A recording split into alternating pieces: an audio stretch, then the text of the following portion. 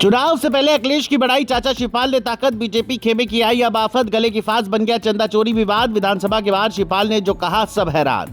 ऐसे नहीं चाचा शिवपाल का दिखता है यूपी में भौकाल, योगी के साथ भी होती है दुआ सलाम। 2027 में बनेंगे सपा के ब्रह्मास, अखिलेश ने भी संभाली अब चुनाव की कमान। कहते हैं जो सियासत में खामोश दिखाई देता है वही वक्त आने पर सबसे बड़ा सवाल बन जाता है। दबदबा सिर्फ कुर्सी से नहीं होता, कुछ चेहरे मैदान में उतरते ही माहौल बदल जाते हैं और इस वक्त अगर कोई माहौल शांति से बदल रहा है तो वो शिवपाल यादव है, क्योंकि अखिलेश की नई ताकत बनकर शिवपाल यादव ने अपना पुराना वाला समाजवादी रंग ऐसा दिखाया कि बीजेपी खेमे में हलचल पैदा हो गई है। जो लोग सोच रहे थे कि अखिलेश यादव कैसे बीजेपी को चुनाव में मात देंगे, वो कौन सी रणनीति बनाएंगे, उनको झटका लग गया है। क्योंकि एक और जहां अखिलेश ने ब्राह्मण कार्ड खेलकर बीजेपी खेमे में भूचाल चला दिया है, तो वहीं दूसरी ओर जमीन पर उतरकर शिवपाल यादव ने जो रूप दिखाया है उसकी चर्चा अब चारों ओर होने लगी है, क्योंकि शिवपाल यादव ने बीजेपी की दुखती नब्ज को दबा दिया है। यह हैरानी की बात नहीं, सच है, जिसके बारे में आपको सब कुछ इस वीडियो में बताते हैं।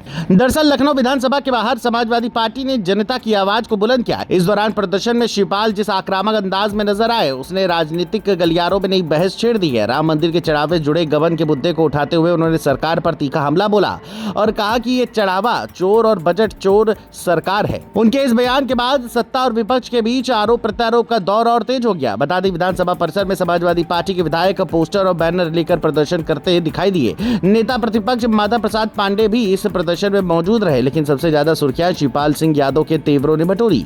राजनीतिक जानकार मानते हैं कि समाजवादी पार्टी विधानसभा से लेकर सड़क तक सरकार को घेरने की रणनीति पर काम कर रही है और शिवपाल यादव इस अभियान का प्रमुख चेहरा बनते दिखाई दे रहे हैं। हालांकि सरकार की ओर से विपक्ष के आरोपों को पहले भी राजनीतिक बताया जाता रहा है। इस बीच समाजवादी पार्टी ने 5 अगस्त को छोटे लोहिया कहे जाने वाले जनेश्वर मिश्र की जयंती पर लखनऊ में बड़े सम्मेलन की तैयारी भी कर ली है। पार्टी का कहना है कि यह आयोजन समाजवादी विचारधारा को आगे बढ़ाने के लिए है, जबकि राजनीतिक विश्लेषक इसे 2027 के चुनाव से पहले ब्राह्मण समाज तक पहुंच बनाने की कोशिश के तौर पर भी देख रहे हैं। सम्मेलन में संतों, संस्कृत विद्वानों और ब्राह्मण समाज के प्रतिनिधियों को बुलाया गया है। मंच से वैदिक मंत्रोच्चार और सम्मान समारोह की भी तैयारी की गई है। सपा पहले से पीढ़ी यानी पिछड़ा, दलित और अल्पसंख्यक की रणनीति पर काम कर रही है। अब जनेश्वर मिश्र की जयंती के जरिए ब्राह्मण समाज को भी संदेश देने की कोशिश दिखाई दे रही है। पार्टी नेताओं का मानना है कि प्रदेश की बड़ी संख्या में विधानसभा सीटों पर ब्राह्मण मतदाता प्रभाव रखते हैं। ऐसे में अगर पीडीए के साथ ब्राह्मण समाज का भी समर्थन मिलता है तो 2027 की चुनावी लड़ाई और दिलचस्प हो सकती है। हालांकि इसका असर क्या होगा ये चुनावी नतीजे ही तय करेंगे।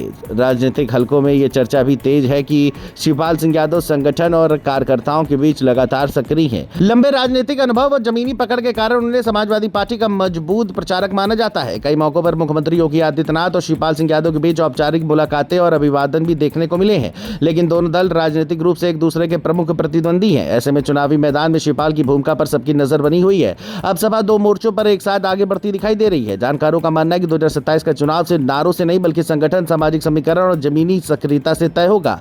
ऐसे में शिवपाल सिंह यादव की सक्रियता और अखिलेश यादव की चुनावी रणनीति समाजवादी पार्टी के लिए कितना बड़ा राजनीतिक हथियार साबित होती है, इसका जवाब आने वाले समय में मिलेगा। फिलहाल इतना तय है कि उत्तर प्रदेश की राजनीति में सियासी तापमान लगातार बढ़ रहा है और 2027 की जंग अब पूरी तरह आकार लेने लगी है।